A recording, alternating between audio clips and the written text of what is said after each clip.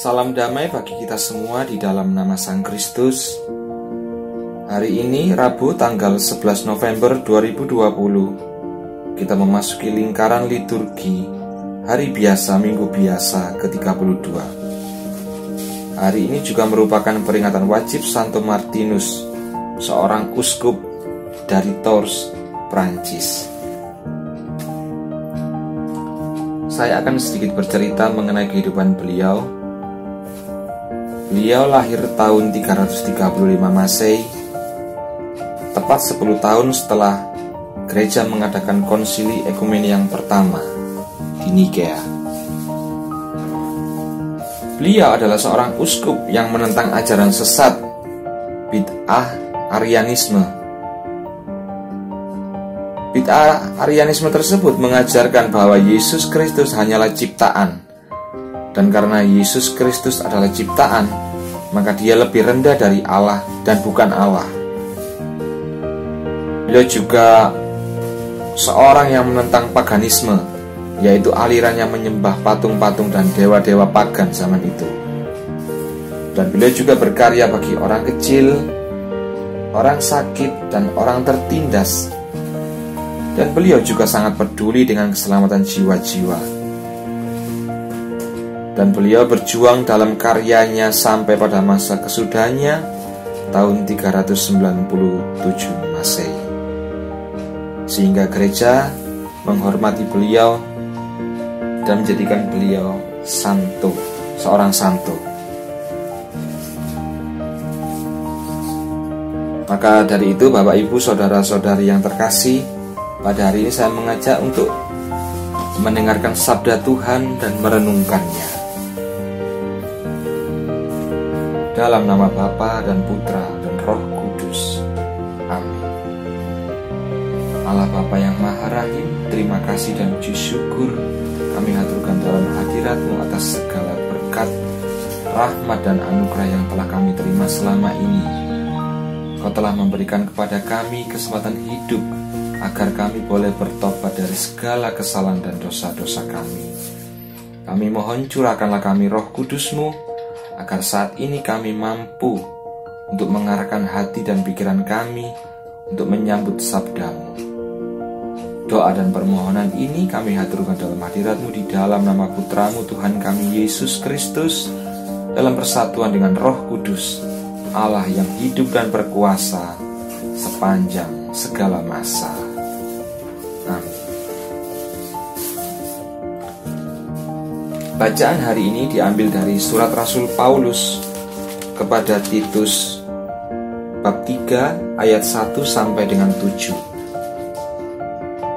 Ingatkanlah mereka supaya mereka tunduk pada pemerintah dan orang-orang yang berkuasa, taat dan siap untuk melakukan setiap pekerjaan yang baik. Janganlah mereka memfitnah, janganlah mereka bertengkar. Hendaklah mereka selalu ramah dan bersikap lemah lembut terhadap semua orang. Karena dahulu kita juga hidup dalam kejahilan, tidak taat, sesat, menjadi hamba berbagai-bagai nafsu dan keinginan, hidup dalam kejahatan dan kedengkian, keji, saling membenci. Tetapi ketika nyata kemurahan Allah Juru Selamat kita dan kasih-Nya kepada manusia, pada waktu itu Dia telah menyelamatkan kita. Bukan karena perbuatan baik yang telah kita lakukan, tetapi karena rahmat-Nya oleh permandian kelahiran kembali dan oleh pembaharuan yang dikerjakan oleh Roh Kudus yang sudah dilimpahkannya kepada kita oleh Yesus Kristus Juru Selamat kita, supaya kita sebagai orang yang dibenarkan oleh kasih karunia-Nya berhak menerima hidup yang kekal sesuai dengan pengharapan kita. Demikianlah sabda Tuhan. Syukur kepada Allah.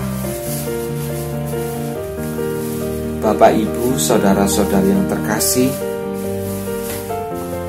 ada beberapa poin yang diutarakan oleh Rasul Paulus. Beliau mengatakan bahwa kita dahulu memang hidup dalam kegelapan dan keberdosaan. Mengapa? Karena kita ini telah terjual di bawah kuasa dosa. Kita tergadai di bawah kuasa dosa. Roma 7 ayat 14. Jadi kecenderungan sikap kita ini manusia selalu mengarah pada hal-hal yang tidak berkenan kepada kehendak Allah.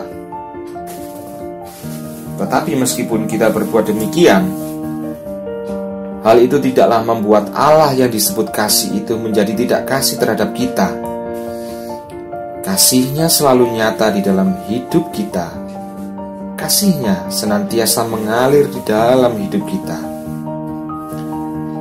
Realita kasih Allah atas kita ini manusia adalah bahwa Dia telah mengutus putranya untuk turun ke dalam dunia, berinkarnasi menjadi manusia.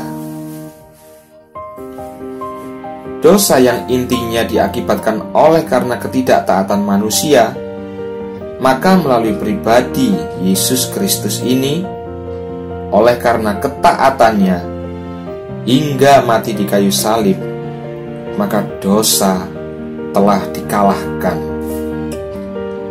Dan Roh Kudus telah menyalurkan rahmat penebusan Kristus kepada manusia yang percaya kepadanya. Jadi kita semua yang telah menerima sakramen baptis oleh kuasa Roh Kudus telah menjadi manusia yang lahir baru, yang karenanya kita menerima benih ilahi yang tidak dapat berbuat dosa.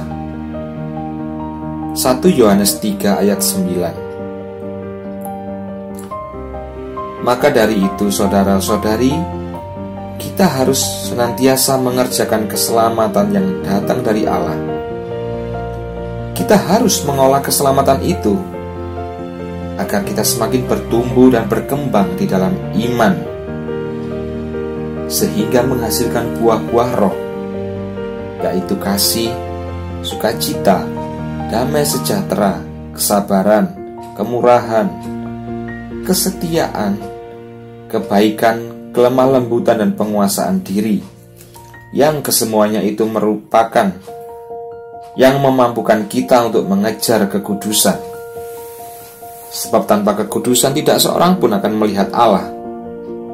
Ibrani 12 ayat 14. Dan pada akhirnya seperti yang dikatakan oleh Rasul Paulus, kita memiliki pengharapan akan hidup yang kekal, yang hal ini sama seperti pengakuan iman kita yang kita ungkapkan saat kita misa, atau mungkin bahkan yang setiap hari kita ucapkan mengenai kehidupan yang kekal.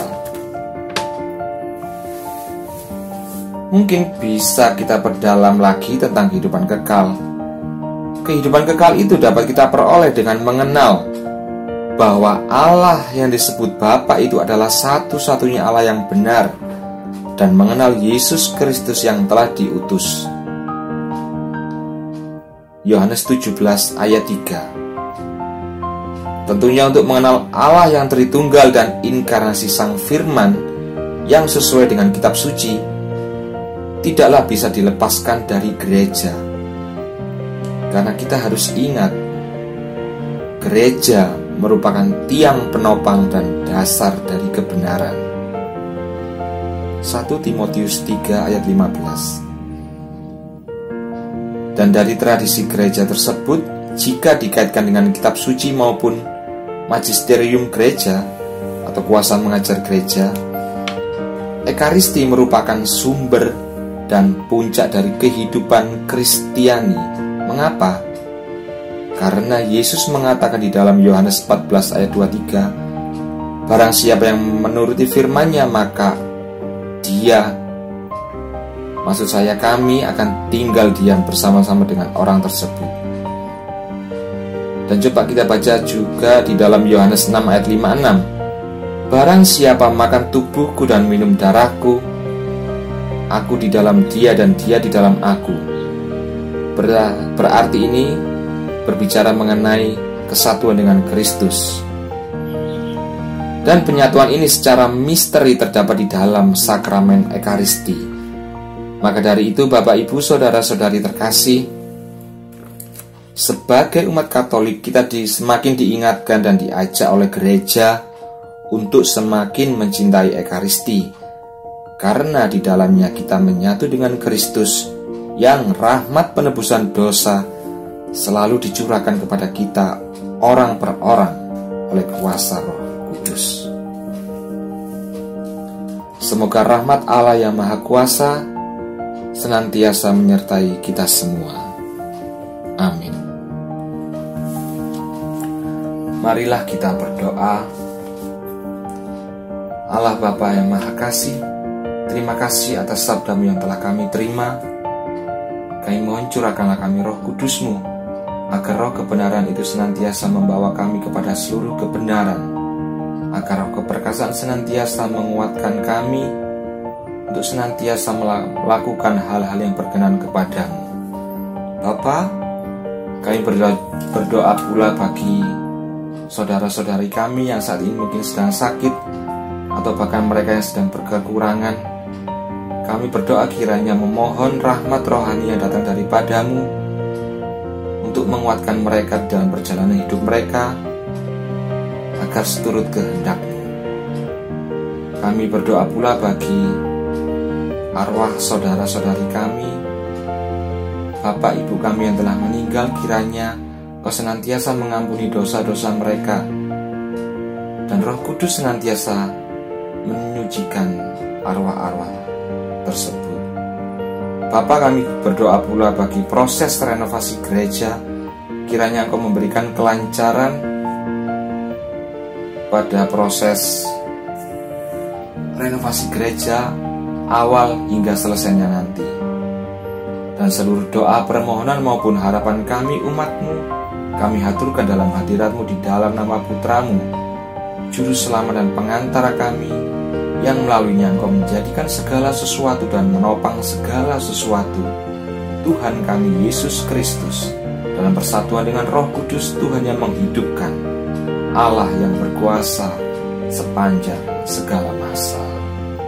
Amin. Kemuliaan kepada Bapa dan Putra dan Roh Kudus, seperti pada permulaan, sekarang, selalu dan sepanjang segala abad. Amin. Dalam nama Bapa dan Putra dan Roh Kudus. Amin.